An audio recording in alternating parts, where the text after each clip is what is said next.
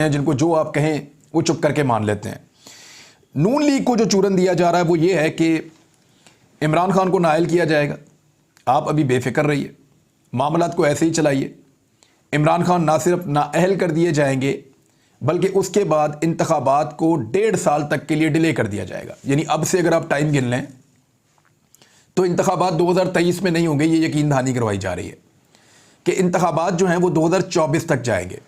तो आपकी हुकूमत 2024 तक रहेगी। और अगर इमरान खान सूबों में इलेक्शन करवाना भी चाहते हैं तो वो उनकी मर्जी है। वहाँ पे अगर आपकी हुकूमत बन जाए तो अच्छी बात है, अगर आपकी हुकूमत नहीं बनती तो भी वफाकी हुकूमत आपके पास 2024 तक रहेगी। अब ये एक और यकीन दहानी है या एक और चूरन है जो नून लीग को भी मिला हुआ है। इमरान खान साहब को क्या मिल रहा है? उनको एक धमकी मिल रही है। इमरान खान साहब को यह कहा जा रहा है कि आपने अगर असेंबलियां तहलील कर दी तो हम आपको नाअहल करवा देंगे। यानी आपको नाअहल करवा दिया जाएगा अगर असेंबलियां तहलील कर दी गई तो। इमरान खान साहब को यह धमकी पहुंचाई गई है और बाकायदा अब तो ये लोग कह भी रहे हैं। जब ये धमकी इमरान खान साहब को पहुंची है तो मैंने सवाल किया पाकिस्तान तहरीक-ए-इंसाफ के दोस्तों से कि अगर इमरान खान साहब असेंबलियां तहलील ना करें तो इस सूरत में कोई गारंटी दी गई है कि फिर इमरान खान साहब को नाअहल नहीं किया जाएगा? उन्होंने कहा जी ये कोई गारंटी नहीं दी गई।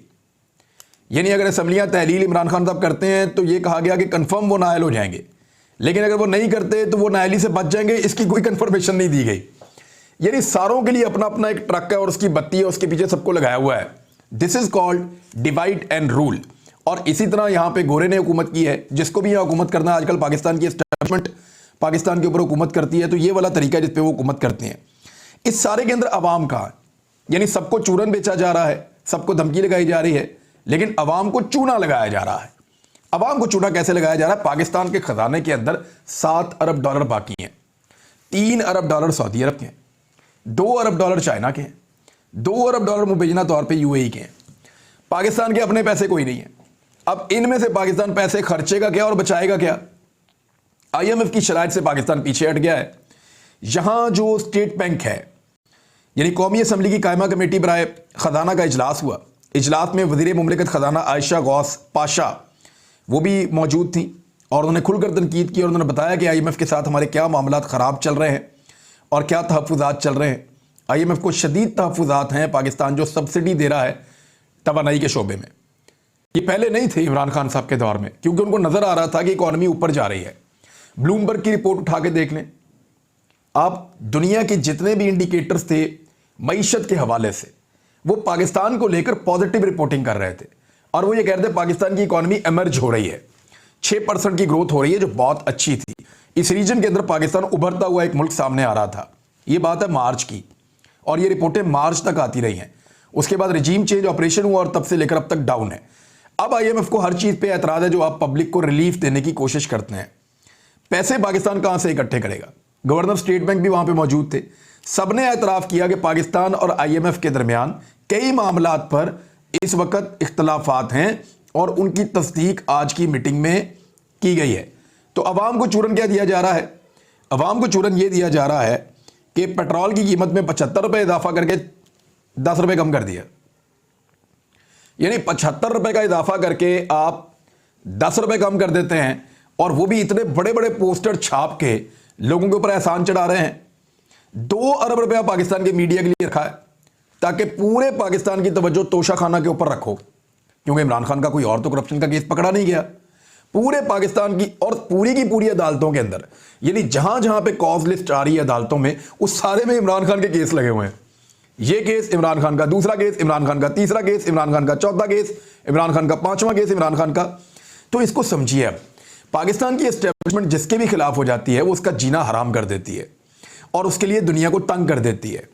लेकिन इमरान खान साहब का स्टेमिना बहुत अच्छा है। अब प्रॉब्लम यह है कि अगर परवेज इलाही साहब असेंबलियां तहलील करते हैं तो वो इमरान खान साहब से और पाकिस्तान तहरीक-ए-इंसाफ से एक बड़ा हिस्सा मांगेंगे अगले इंतखाबात में इत्तेहादी के तौर पे। ये तो पीटीआई ने और उन्होंने मिलकर तय करना है, उनकी आपस की मर्जी है। जो भी वो तय कर लें, जितना एक दूसरे पे ट्रस्ट करेंगे, जितना आगे बढ़ना चाहेंगे बढ़ जाएंगे। लेकिन अगर एस्टेब्लिशमेंट ये कह देती है चौधरी फैमिली को कि आपने पंजाब असेंबली तहलील नहीं करनी और वो तहलील करने से इनकार कर देते हैं, तो फिर इमरान खान के पास क्या ऑप्शन है? इसके ऊपर शायद किसी ने गौर नहीं किया। आज मैंने तहरीक इंसाफ के कुछ लोगों से ये सवाल उठाया था कि अगर चौधरी बरादरान असम्बलियाँ तहरील करने से इनकार कर देते हैं फिर आप क्या करेंगे। फिर तो आगे बाद दो तरीके हैं, एक आप फौरी तौर पे काबीना से निकल जाएं चौधरी परवेज़ इलाही की और आप रिज़ाइन कर दें। उन्होंने कहा जी बिल्कुल ये तरीका भी हो सकता है कि हम काबीना से निकल जाएं, लेकिन फिर तहरीक इंसाफ के रास्ते बंद हो जाएंगे। याद रखिएगा, तहरीक इंसाफ के रास्ते बंद हो जाएंगे अगर परवेज़ इलाही ने असम्बलियाँ तहरील करने से इनकार कर दिया तो, क्योंकि फिर बड़े कमज़ोर रास्ते होंगे। एक, उनको काबीना से निकलना पड़ेगा, इसके ऊपर भी बात नहीं बनेगी, और फिर या तो उनको इस्तीफ़े देने पड़ेंगे जाके। सप्तान खान स्पीकर पंजाब असम्बली हैं, जब उनके सामने सारे पहुंचेंगे बारी बारी और उनको जाकर अपने इस्तीफ़े जमा करवाएंगे तो वो इस्तीफ़े मंजूर करते रहेंगे।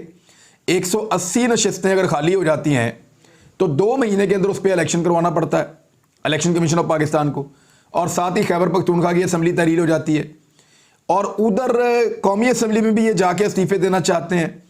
लेकिन इन इस्तीफ़ों को रोका जा सकता है, सिर्फ खैबर पख्तूनख्वा की असम्बली की तहलील को नहीं रोका जा सकता, क्योंकि आईनी वहाँ पे गुंजाइश नहीं है। इस्तीफ़ों को रोकने के मल्टीपल तरीके हैं। पाकिस्तान तहरीक इंसाफ ने कौमी असम्बली से इस्तीफ़े दिए हुए हैं ना, सब ने, अब तक मंजूर ही नहीं किए जा रहे, तो वो स्पीकर की सवाबदीद है, इलेक्शन कमीशन उनकी मुट्ठी में है, वो इसको दबा कर रख सकते हैं। फिर अदालतें आपके सामने हैं, जिस तरह की अदालतों से फैसले आ रहे हैं। यानी पाकिस्तान की किसी भी अदालत को एक 75 साल का बुजुर्ग नज़र नहीं आ रहा जिसको दबा के रगड़ा लग रहा है, सिर्फ इसलिए कि उसने साबिक आर्मी चीफ के बारे में एक ट्वीट किया था, सिर्फ इसलिए कि उसने एस्टेब्लिशमेंट के खिलाफ आवाज़ उठाई थी, सिर्फ इसलिए कि उसने कहा था कि मुझे नंगा क्यों किया और मेरे पे तशद्दुद क्यों किया मेरे बच्चों के सामने, सिर्फ इसलिए कि उसकी और उसकी बीवी की जो खलवत की वीडियो है, जो तन्हाई की वीडियो है, वो उसकी बेटी को भेजी गई और उस पर उसने रोते हुए एक प्रेस कॉन्फ्रेंस कर दी थी। तो एक शख्स को निशाने इबरत बनाया जा रहा है और उसकी उम्र तमाम जजेस से बड़ी है, यानी उनसे बड़ी उम्र के हैं वो, लेकिन कोई पाकिस्तान की अदलिया इसके ऊपर जाग नहीं रही। तो अदलिया से भी उम्मीद नहीं की जा सकती कि इस सूरत में वो इंसाफ देगी। तो पाकिस्तान तहरीक इंसाफ के पास वैसे उम्मीद तो अदलिया से ही रहती है, ये मैंने इजाफी जुमला ही कह दिया है, अदलिया दे या ना दे इंसाफ, इंसाफ की उम्मीद तो अदलिया से ही रहती है, अल्लाह के बाद तो अदलिया से ही उम्मीद होती है, और आप किससे कर सकते हैं। तो पाकिस्तान तहरीक इंसाफ के पास इस्तीफ़े देने का जो ऑप्शन है वो भी बड़ा एक कमज़ोर ऑप्शन होगा, और पाकिस्तान तहरीक इंसाफ कैबिनेट से बाहर बैठ जाती है तो ये भी एक अजीब किस्म की सिचुएशन पैदा हो जाएगी पंजाब में। लेकिन इमरान खान साहब हाई पिच की सियासत करेंगे, ये याद रखिएगा, वो लो पिच पे आएंगे नहीं। PMLN और PDM की जमातें ये चाहती हैं कि इमरान खान साहब को बेइज्जत किया जाए, कौमी असम्बली में वापस लाकर इनको मजबूर किया जाए कौमी असम्बली में वापस आएँ और वापस आकर वहाँ बैठें, और फिर हम उनको दोबारा से कहें कि कोई शर्म होती है, कोई हया होती है, तुम लोग किधर चले गए थे। बल्कि अब ये बात फैलाई गई और कोर्ट को भी मिसगाइड किया गया, वहाँ जज साहब ने भी कहा कि ये तो तनख्वाहें खा रहे हैं और असम्बली में नहीं जा रहे। तो वो अब बताया असद उमर ने भी और फवाद चौधरी ने भी कि अप्रैल के बाद से लेकर अब तक हमें किसी ने भी तनख्वाह वसूल नहीं की है, हमारी तनख्वाहें कहाँ जा रही हैं ये हमें नहीं पता।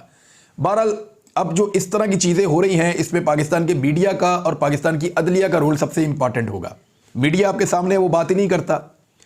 यानी रोजवेल्ट होटल जो है, जब इमरान खान साहब इसको नहीं बेच रहे थे, सिर्फ बात हुई थी किसी जगह पे, तो उस वक्त पाकिस्तान के तमाम मीडिया ने नाच नाच के घुंघरू तोड़ लिए थे। बल्कि रिहाम खान को फिर माफ़ी मांगनी पड़ी थी जुल्फी बुखारी से कि इमरान खान ने रोजवेल्ट होटल जो अमेरिका में है वो बेच दिया जुल्फी बुखारी को।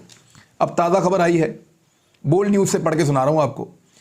रोजवेल्ट होटल से पाकिस्तानी परचम उतार दिया गया है, जिसके बाद पाकिस्तान की मलकियत की फ़रोख्त पर हुकूमत और हुकूमती वज़रा के दावे झूठे साबित हो रहे हैं।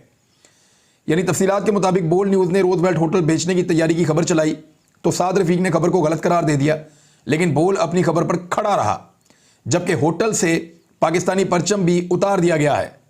बाद साद रफीक ने बोल्ड के खिलाफ ट्वीट किया, जिसके बाद बोल्ड ने इनका मौक़िफ़ जानने के लिए बार बार राब्ते किए, लेकिन उन्होंने अपना मौक़िफ़ नहीं दिया। साद रफीक ने कहा था कि नहीं बेच रहे, हालांकि वहाँ पे 2 बिल्डिंग्स हैं अमेरिका में, एक ये रोजवेल्ट होटल है और एक और बिल्डिंग है सफारत खाने की पुरानी।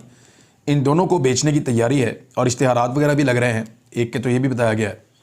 तो अब इसके ऊपर कोई पाकिस्तान का मीडिया बात नहीं करेगा, क्योंकि अब बिक रही है। अगर इमरान खान बेचे तो बहुत बड़ा मसला है, PDM की जमातें बेचें तो कौमी मफाद में बेची हैं, और हमारे इदारे जिनको हम समझते हैं कि बहुत ताकतवर इदारे हैं, दुनिया में बेहतरीन है, नंबर 1 काम करते हैं, वो आजकल ऑडियोज़ के ऊपर लगे हुए हैं, टोटे इकट्ठे कर करके निकाल रहे हैं। क्या इस तरीके से एक पॉलिटिकल लीडर को नाकाम करेंगे? माजी में याद है पॉलिटिकल इंजीनियरिंग के चक्कर में हमने अपना आधा मुल्क गंवा दिया था, और पॉलिटिकल इंजीनियरिंग के चक्कर में हमने इस मुल्क को आज तक आगे ही नहीं जाने दिया, और अब दोबारा उसी गंदे खेल को खेला जा रहा है। अब तक के लिए इतना ही। अपना ख्याल रखिएगा, अपने चैनल का भी। अल्लाह हाफिज़।